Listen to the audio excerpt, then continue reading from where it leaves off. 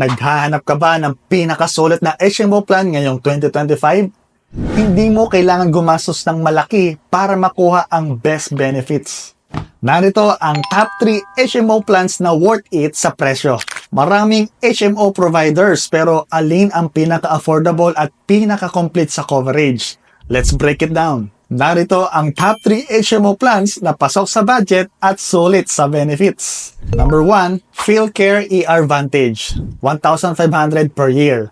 One-time payment lang, may emergency coverage at check-ups. Number 2, Medicard RxER, 1,200 pesos per month. May outpatient services, emergency care at walang cash out sa partner hospitals.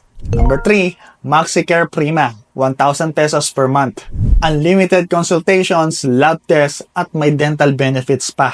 Ang tip, sa iPro 5-in-1 may HMO ka na plus insurance, investments, debt management at income growth. Lahat ng financial protection sa isang plan. Alam mo ba, ayon sa Insurance Commission, 72% ng Pinoy na may HMO ang mas natipid sa hospital bills. Sulit ang HMO kung tama ang pagpili mo. Pero paano mo masusulit ang HMO mo para makatipid sa check-ups at emergencies? Ipapakita ko sa iyo sa next video. Sa iPro 5-in-1 may HMO ka na plus insurance, investments, debt management at income growth.